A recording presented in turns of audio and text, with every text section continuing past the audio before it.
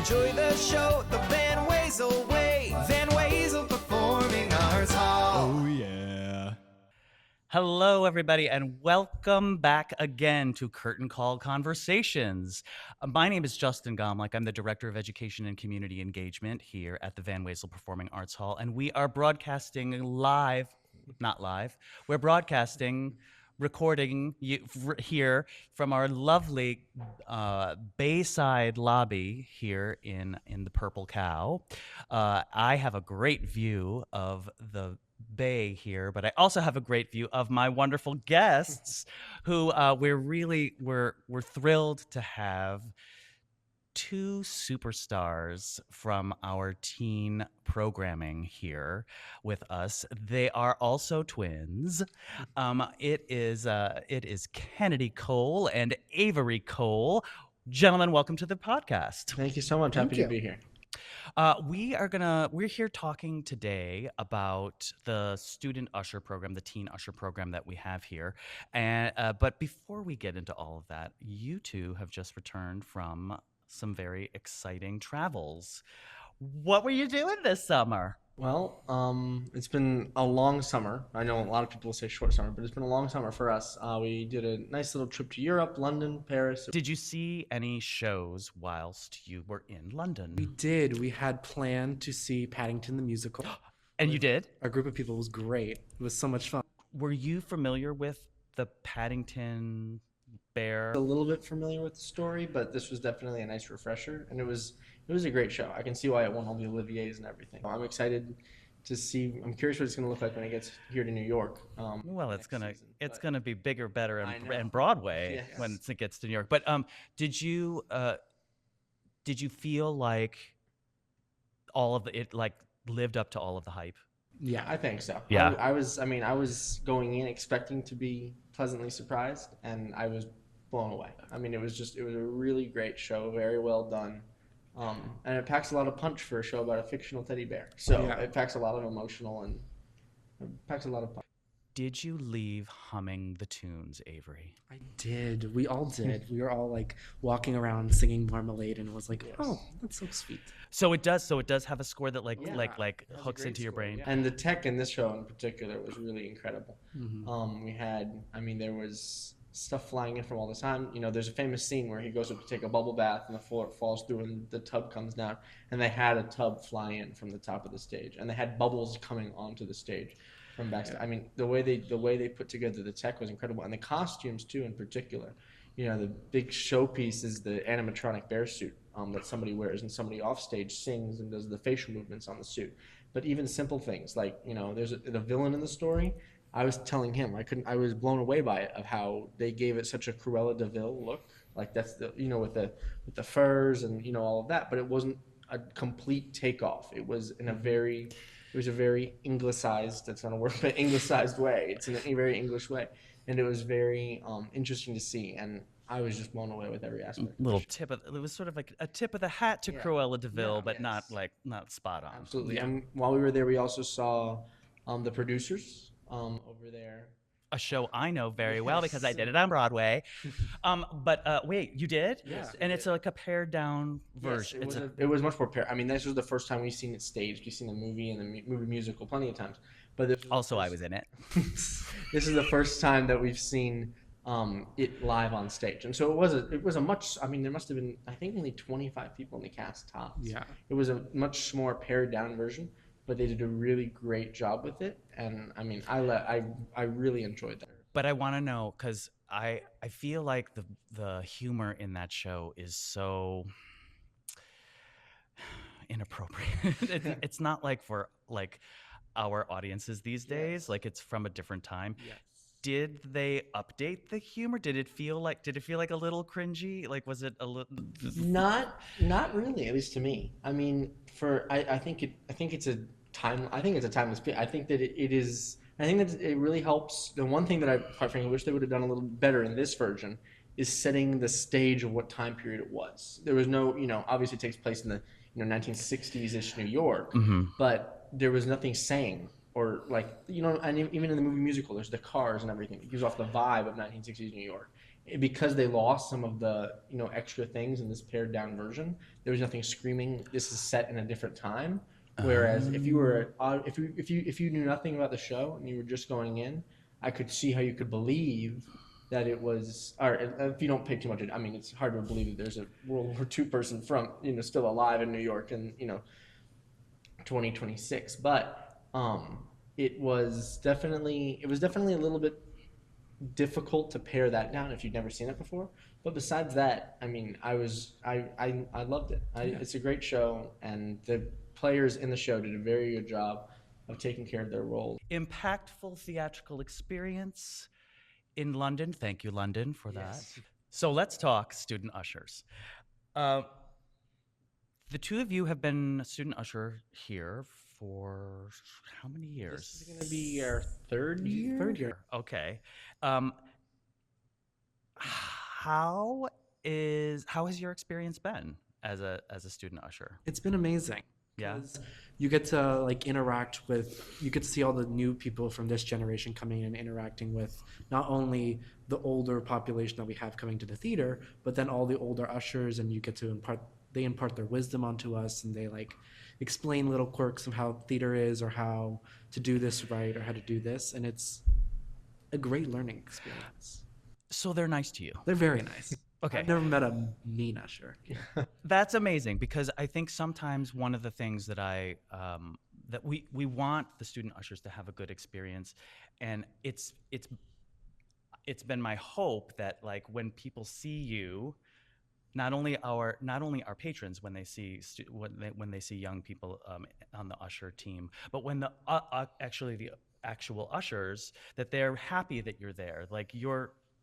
You inject an energy and a vivacity and a youth centeredness that I think brings people a lot of joy, and so you have felt that as well. Yeah. Yes. And I think, like he said, theater is a medium that's meant to unite people. And I think that it's very well done, and it allows for us to, have these cross-generational connections, I couldn't ask for a better soundbite. Thank you very much, We Kennedy Cole.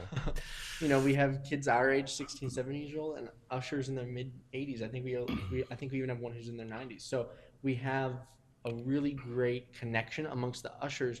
And I can't tell you the amount of times a patron has come up to me and said, "It's good to see a high schooler here." And there's great connections with the high schoolers.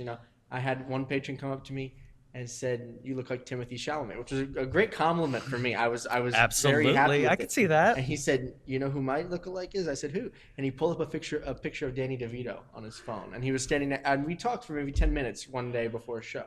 And so I've been happy to have great interactions with patrons just across the board, and you get to hear so many different stories of why they're here, how they got into theater. I believe it was the Grinch that stole Christmas, and I was ushering, and we met one of the kids in the show. Their family's from here, and her name was Kennedy.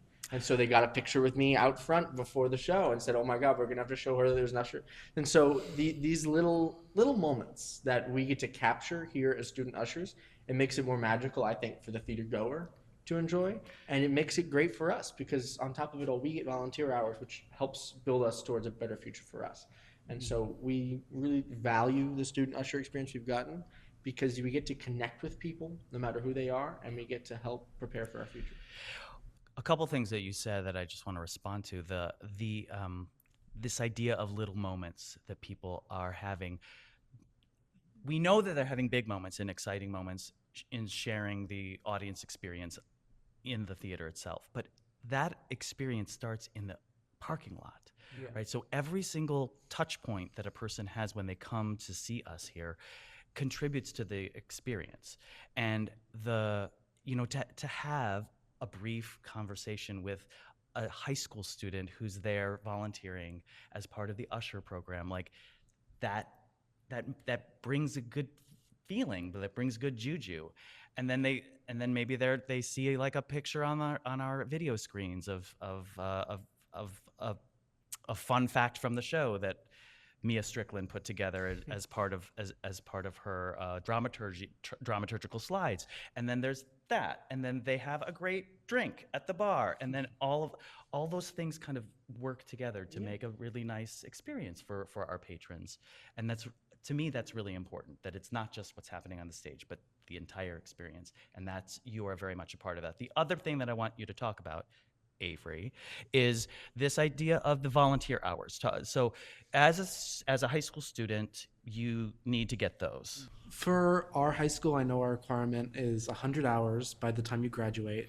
And it's for many reasons. It's one, to just like get out there in the community and meet people and have different lived experiences. And the other part of it is to just see if you like something. Like if you want to go work at a pet shelter, you can go volunteer there and see if you like working with animals. For here, you can come usher and see if you want to have a role in theater, whether that be tech or acting or ushering for your entire life.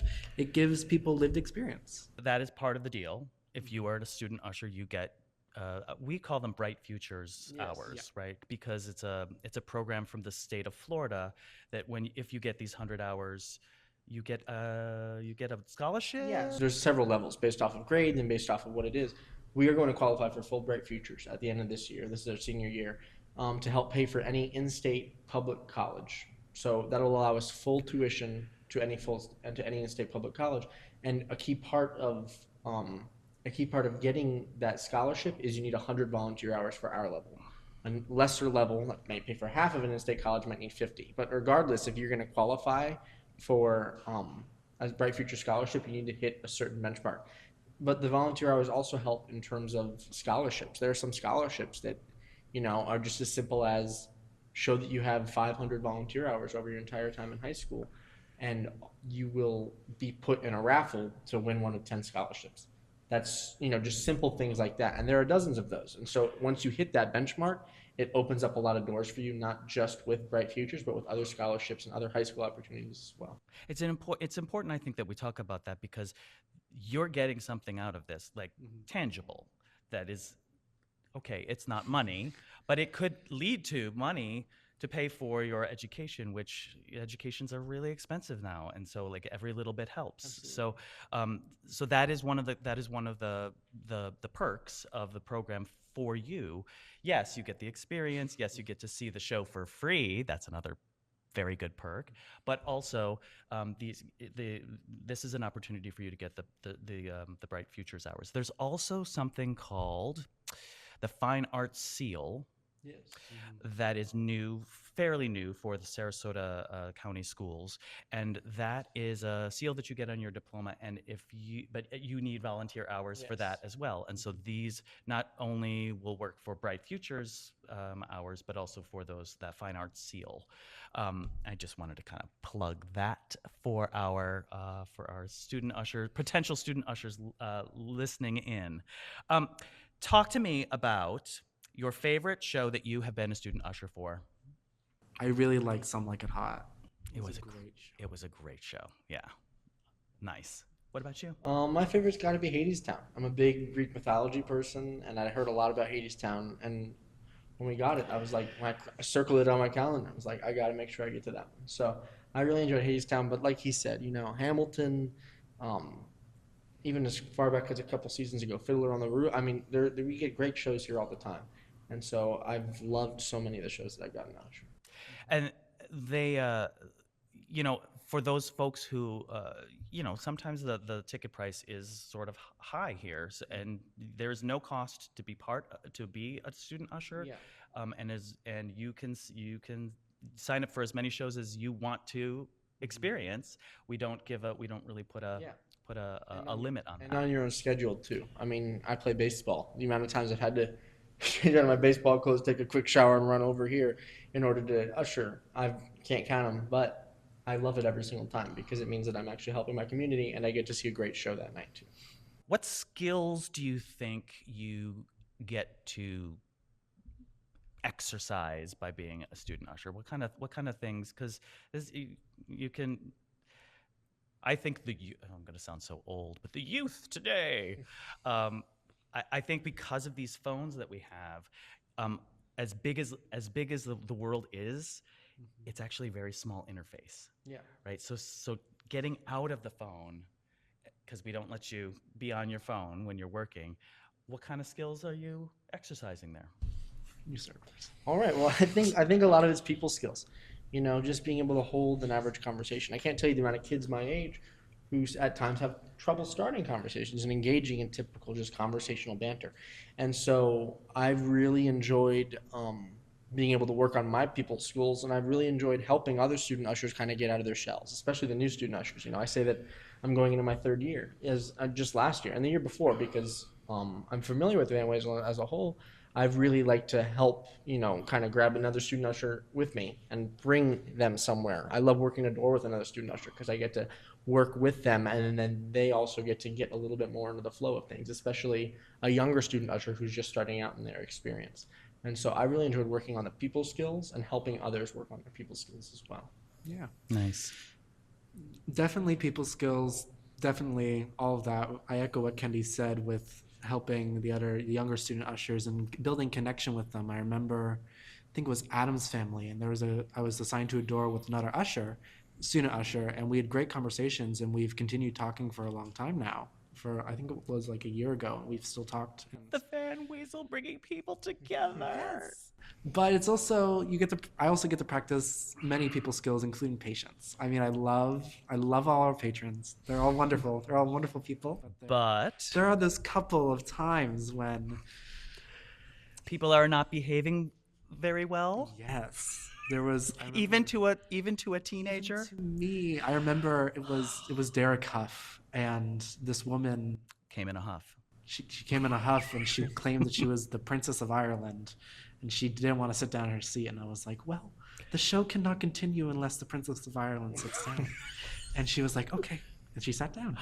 And it was great. It felt But- good. You had the power. Yeah, but people skills are definitely a big thing that I get to use here as an usher. I feel like sometimes just being forced to kind of look people in their eyes, and even the smallest of small talk, just like hello, welcome, you know, it can be very even for adults it can be very what's the word, intimidating. The eyes are the windows to the soul. So sometimes looking people in the eyes, even just something as simple as that, it's a really good thing. You get to look a lot of people in their eyes as they're coming through, and I think that's I can't overstate it enough that how important that is. Yeah. What about is there any other terrible behavior that you can report that you've seen, that you've experienced? Not really. We want the dish. We want the Not dirt. really. I mean, there's like the couple times where like there was a time where like a woman made a mistake and like she put her hand up and accidentally hit somebody, but like. And was there a fight? There was like a little confrontation, but like nothing much. Most of our patrons, and a majority of them, are all very civil and very kind to all of us. But there's just a couple little moments. But It's funny. We do tend to perseverate on the one or two small cranky voices, and they're really they really are a minority. Like Yeah. most people are their best selves in general, Absolutely. and it's good to kind of be reminded about that, despite my needling for the good dirt. So, folks, gentlemen, we always have a game here. Play a game. This is a new game, and it's called Heated or Seated. And we're going to focus on theater etiquette, which is something that I think more and more people are forgetting as they come into the theater. And it's not because we want to control people. It's because it's a shared experience, and in a shared environment with other people, you kind of, there's just ways to be a generous person in that environment, and there are ways to not be a generous person. So I'm gonna say something, and I want you to tell me if you would stay seated, which means it's not gonna that's acceptable behavior. I'm not gonna, as a student usher, and I'm not gonna get up and correct them, or I'm gonna be heated, which means it's going to annoy me enough that I need to go over and disrupt that behavior. Okay, so, and I'll address to each one of you. Okay, So, Avery, um, someone tries to FaceTime their best friend who couldn't make the show. Heated or seated? Heated. Heated, right? What we have a particular rule generally in the theater, and that is to not use our. Not use our cell phones. Yes, Put them exactly. away. Turn Yeah, them off. put them away. I get so annoyed when someone puts up a phone and puts a screen in between you and the live experience that's happening. Like that's the whole point, is that it's this thing that goes away when they're done. Yeah. And you're not supposed to capture it on film. And also nobody who goes back and looks at those. They're always bad. It's Yes. always bad footage. Yeah. And what, you're gonna just like sit there and watch somebody else's experience? Like, no. One of the theater teachers that we've had, she always said the most simple equation is that one actor and one audience member equals theater. And she said that when you put up a phone between that, you break that equation. And so Yeah. it's important that, and that's credit to Miss Mills, but, and that you need to continue and you can't do that. You just can't do that because it not only ruins the experience for yourself and it takes away, all the time. Even when I just take a picture of a nice sunset or something, I look at it through my phone and I take the picture and then I put it down and I see it so much more beautiful than it is over my phone. It's And always that's so much more beautiful. And that's even more true when, like you said, theater is a fleeting thing. It exists only for one moment and then it's gone. Every single time. Every single performance is a little bit different. Every single thing is a little bit different. The moment that you're having in the theater has never been had before and will never be had again, except for the moment that you're experiencing. So why ruin that with a phone? Yeah. So put your damn phones away. Yes. I always said darn and damn, so I was like, darn. That's a new word. We're gonna go with it. Okay, Kennedy, the person next to you unwraps a loud, crinkly candy. Seated or heated? When in the show? Well, let's say whilst the show Whilst the show is going is on? happening. Yeah. I'd say warning. I know I'm breaking the rules. A little bit heated. I'm a little bit in between. I'm not gonna, get up and start talking to them about it. But if I hear it again, then maybe at intermission I say something for sure. That's fair. I'm more annoyed at that, but it's not necessarily something you're gonna, stop people from Yeah. doing. However, for everyone at home, we're gonna zoom in on the sound of my voice. If you have a crinkly candy and you need to put something in your mouth, because a lot of times it's stopping you from coughing, so I totally get it. Don't go slow. Just do it. Zip, and pop it in, and it's that slow, like Yeah. I'm gonna try to sneak this in. Every crinkle of that is a nail in my eyeballs. I don't know why. A nail in your eardrums.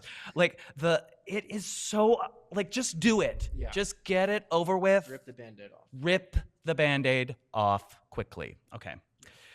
Avery, if someone if someone sneezes during a very quiet moment in the show, heated or seated? Seated. I mean, that's human instinct. It's bodies. We have bodies. Yeah. And they make noise sometimes. Exactly. Sometimes, yeah. Anyway, good. Okay.